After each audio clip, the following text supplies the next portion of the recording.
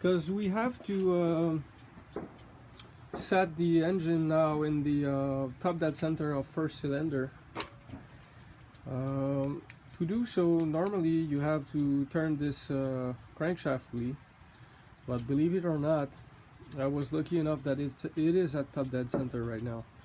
I'm gonna have to maybe tweak it a bit, but it looks really like it's at it. How you can tell that? Well, first off is the cam here, full cam. If you can see this, let me try to find a better light.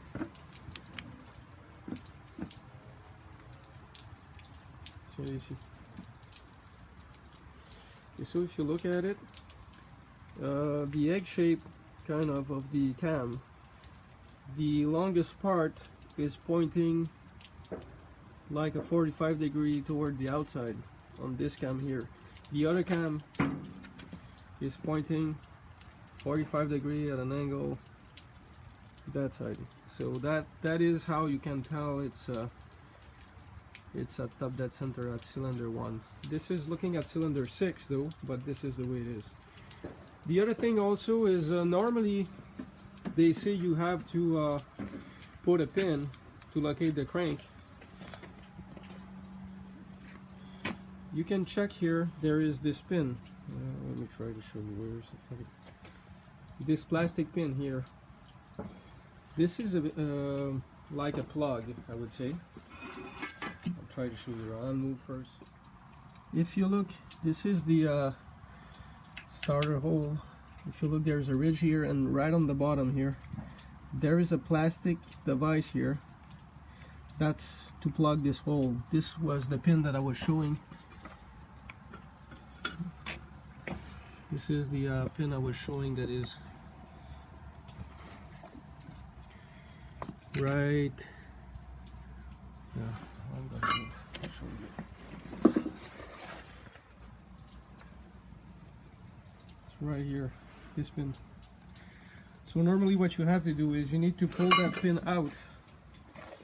You slide it out that way, and there's a you fit a steel pin in it, and that pin would lock with the flywheel. This is what will locate your crankshaft.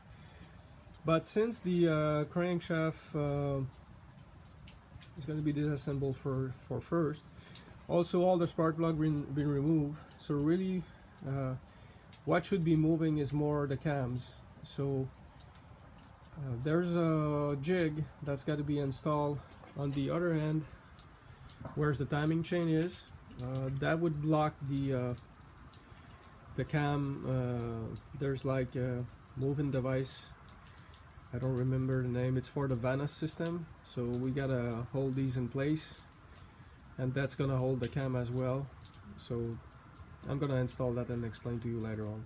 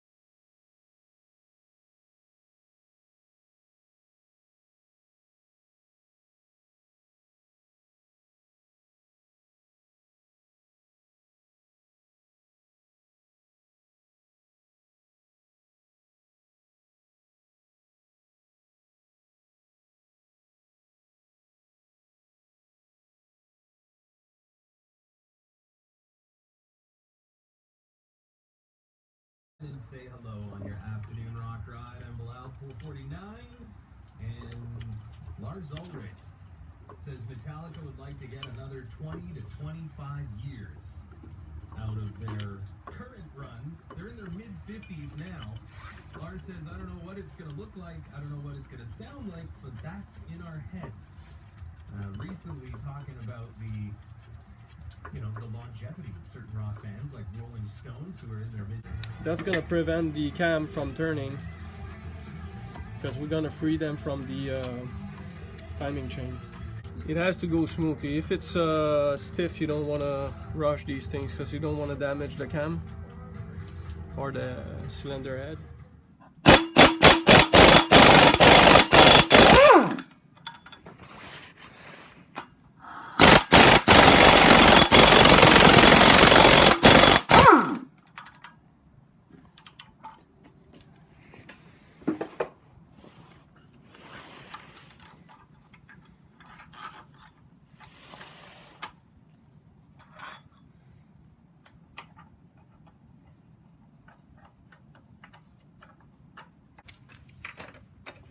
So this is the binder for the timing chain. So we got to release that thing.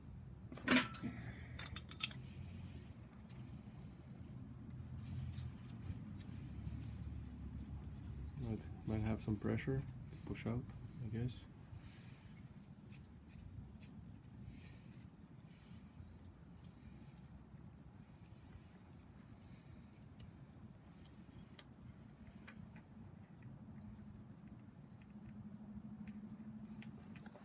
Maybe a rag would be useful.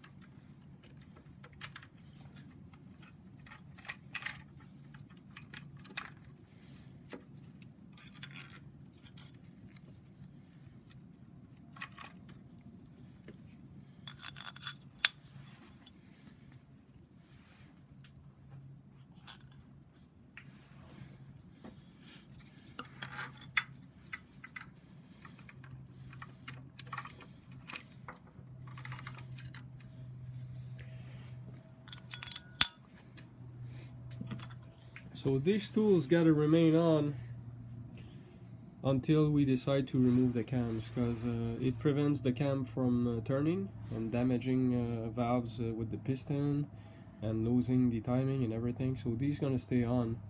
We can remove the head with these staying on. So we're just gonna look around, make sure we don't forget anything, and then it's gonna be time to remove the cylinder head. Okay, there's two bolts that are in the slots where the special tool is inserted. One this side and one, this side.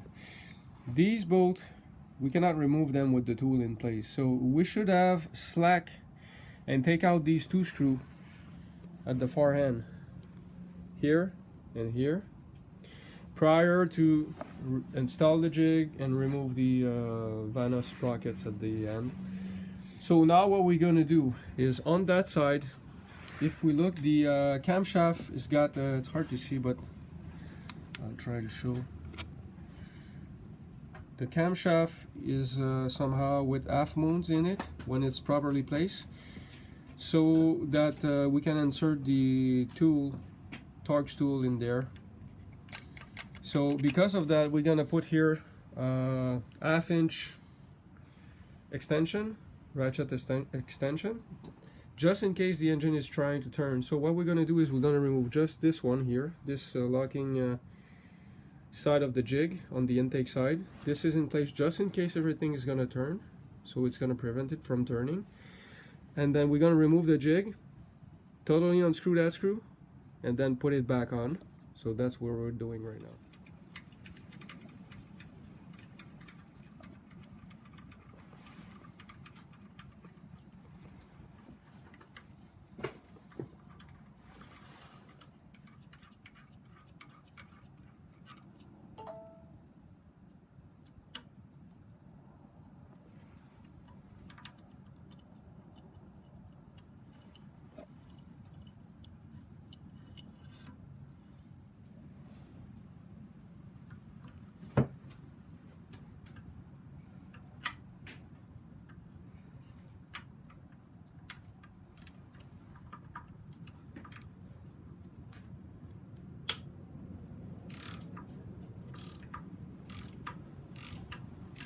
These are the smallest both size. There's two different diameter of both for the fixing the cylinder head to the block, engine block. So these are the smallest. So take them seriously. Also, the Torx points are slightly larger than usual. It's a special tool to do that thing.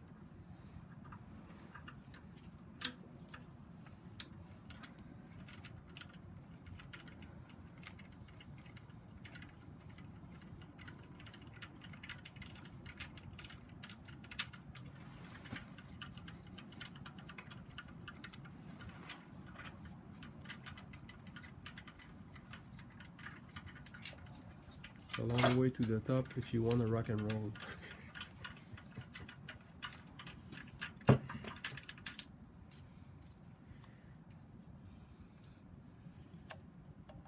Okay, and then take it out with a magnet. The other one was too big. There it goes. So now we're gonna re-put the jig. So that side is a success. The other side is slightly different. We don't have the luxury of being able to put extension like this one in the middle, because the cam doesn't have these half-moon clearance to access the bolt holes. So we're gonna come up with a different setup for this one. So we're gonna think about this and show you how.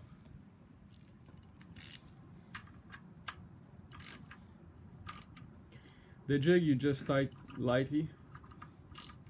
It's just to set the surface against each other, not try to get the juice out of the steel. So what we're going to do now, since we cannot do anything with this one, we could try to hold it from that end. There is like with a pipe wrench or anything, but there's more chances we're gonna make the cam turn than anything.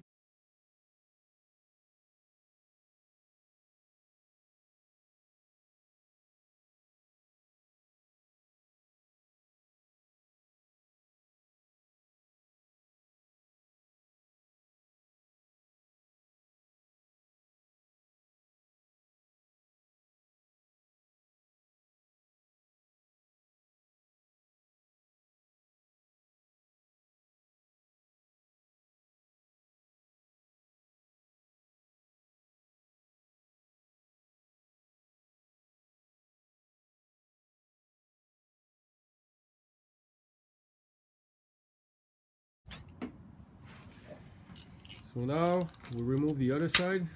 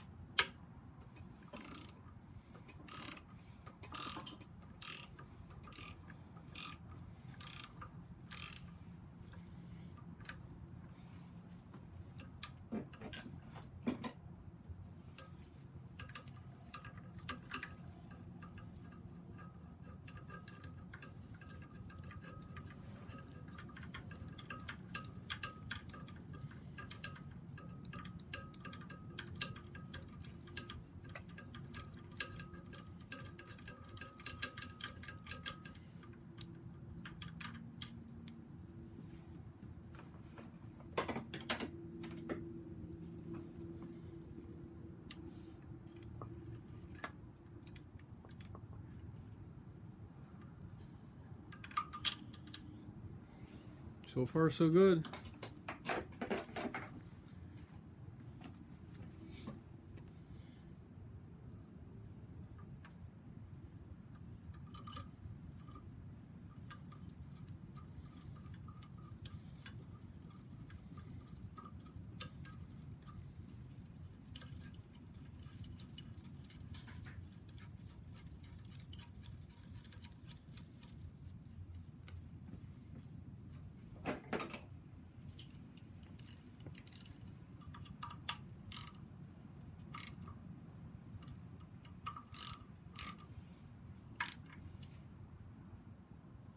Okay, so in order to slack the cylinder head bolt, for the main bolts, we slack the outside, both ends, then we go again the other side, one closer to the middle, then the other side, one closer to the middle, and so on towards where we're trying to get closer to the middle.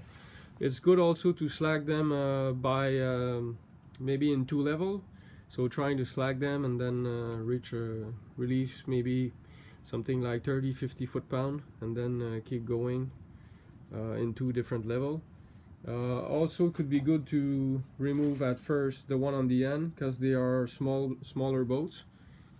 There's some boats bolting here, and we just don't want them to take the full load once it's going to be off.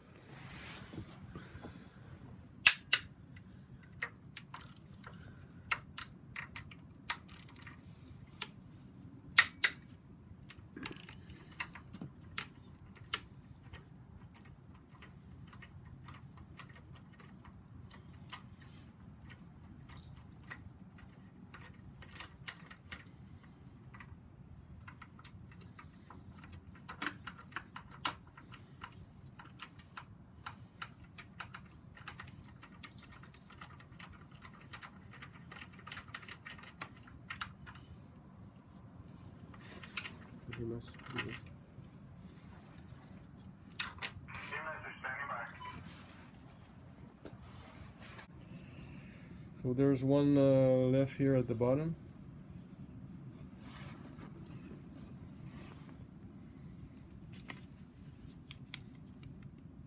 Here.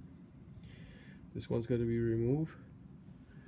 If we don't see it, we're going to have to remove that one first here on the side. It's possible we have to do that.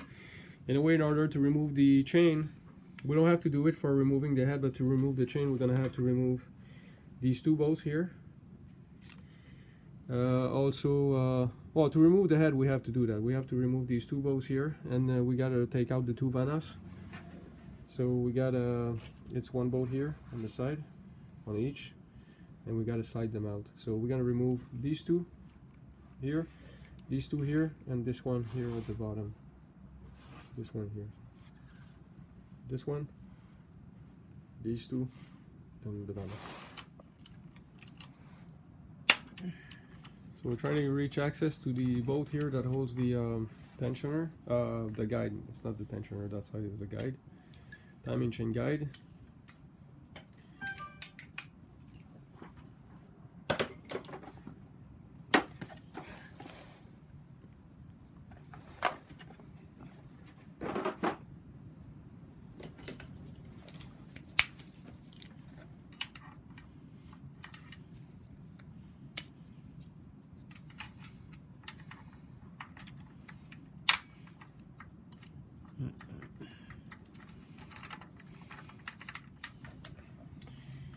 So there was no need to remove that thing with the tools I have, just that little key with the wrench with the adapter, and I got a torx bit.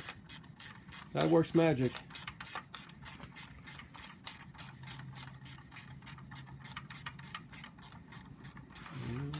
Do you have room to remove the key, the wrench? Good.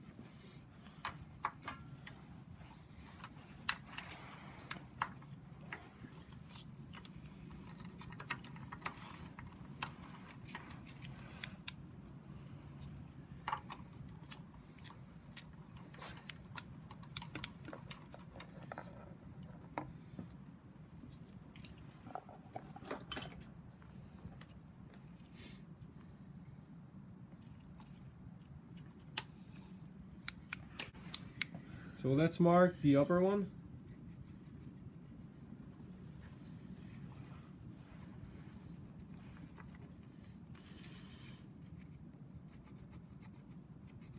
The upper one on the high and the lower one on the low, so we know where they belong.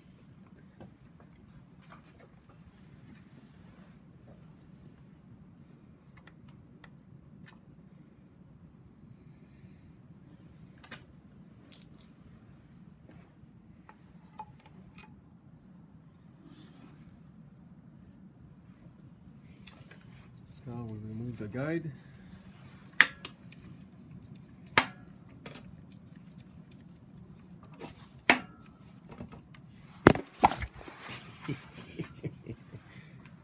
Problem with cooperation here. Okay.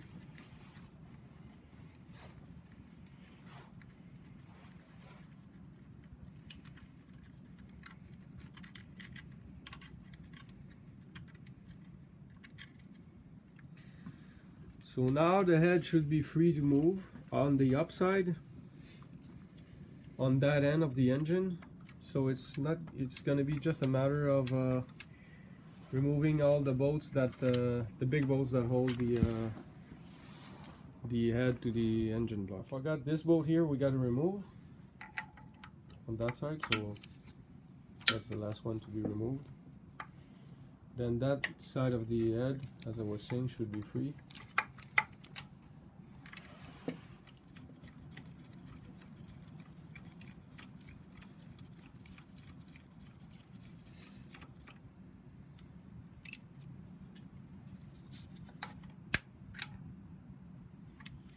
Okay, we looked around, there's another one. That one here just close to the engine oil filter housing. That one's got to be removed because it's going all the way down here and it's fixed to the engine block. So we'll remove that one as well. We're gonna keep looking around after that, make sure we don't forget any, because we want to remove all these small bolts on that end, on the crankshaft pulley side. Because these one they hold, but they don't have as much load on them, than the big ones in the middle of the cylinder head. So let's look around, making sure we don't forget any. Okay, these are the last of the small bolts.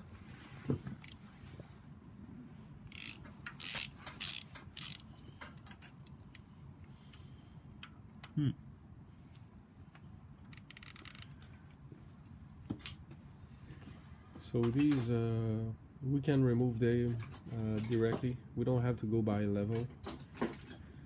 The other ones though, the big one, we're gonna go in 2 steps.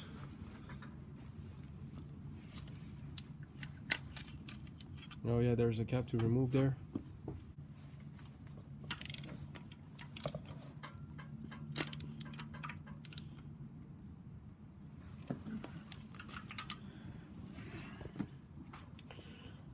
That one wanted to strip, so we had to hammer it down. Make sure we don't.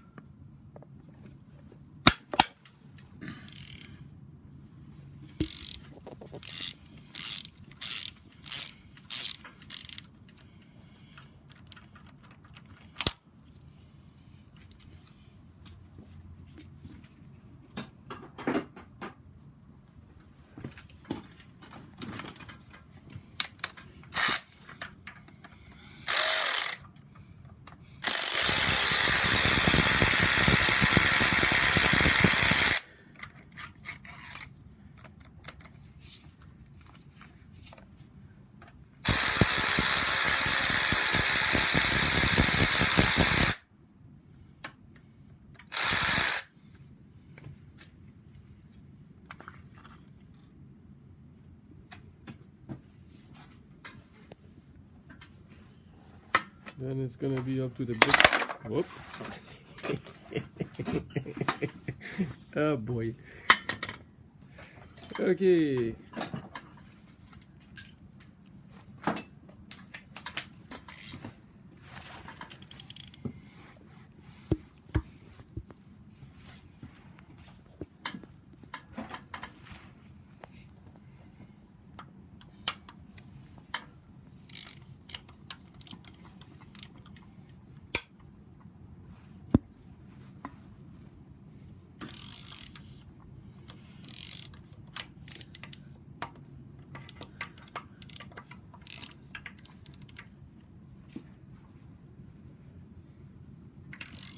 Take big tools with long leverage because these ones are strong.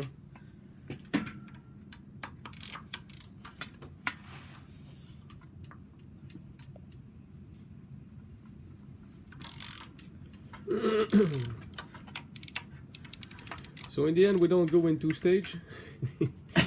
We go in one. Doesn't really matter. The bolts don't need to be replaced, so because they have a yield permanent deformation in those once you screw them. So you remove, you throw, you put new ones.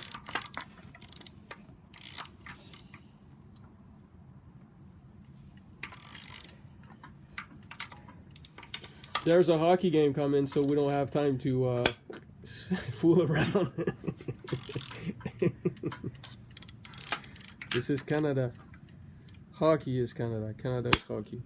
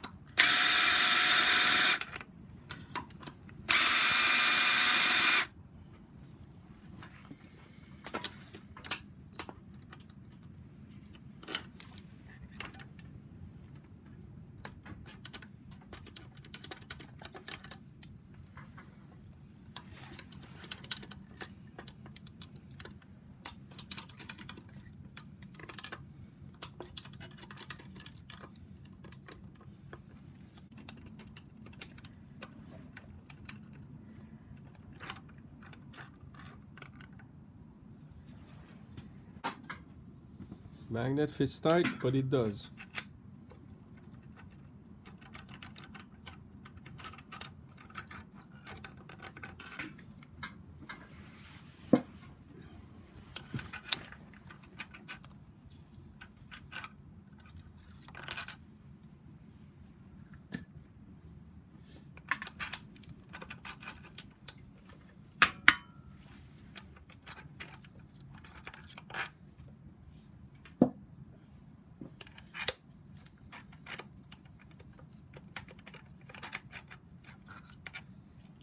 That's it. All remove? All room. So now the head should be free. We're gonna try gentle here to pry it. Try to see if we can. Oh, that looks good. Looks like it's not stuck. So now we're gonna be taking both of our set of arms and taking that away. Okay. So we're gonna pry that side also. Yeah, it's very free. Yeah, all free. So time to get it from both ends and lift that up and set it someplace. I have removed the bracket that was on the rear of the head that was holding the air duct coming from the turbo, because it's longer than the head and it would have been too much. The head is wrapped here, plastic bags. So the head is put aside, jig stays on. The oil filter housing is lower, so it's like on the end of the table, like a side. So it's hanging on the downside. So engine stays out like that. When you want to remove the head like that, you need like to twist the head like that to pass this black thing here. And then you need to go around that one here. It's a bit difficult two-person because in our case we were shifting the head like sideways like that, and this was getting stuck. If you have too much of a hard time, you can use a flat screwdriver and try to remove the red one from the black one. That's something that's doable as well. We checked cylinder 3 because this is where my spark plug was missing 2 of the electrodes. Doesn't seem so bad. We checked on it, it's not so bad so far, but I don't think it was for a long time. I think it ran like that for the time that it was on the after the compression test, so the engine maybe run for 2 minutes after that. So next step is working on the engine oil pan. We put some wood blocks underneath the head. Just its support maybe on the side here. On the side here, its support may be that wide, maybe ½ inch, both sides. So it's along both sides. The idea is that there's some valves that standing out when you lock it with the jig. I think it's the second and third cylinder. So in order for the weight of the head not to sit on those valves, there's one strip here, there's another one here, a bit harder to see, but yeah, it's right there. So it seems like it's a lot inside, but it's because this portion of the head here is wider, but the head is narrower inside. But it's really along both sides, strips, as I said, to it support the head about that wide on both ends. So that's the best setup to let it rest for some time. Okay, so now we remove the head gasket.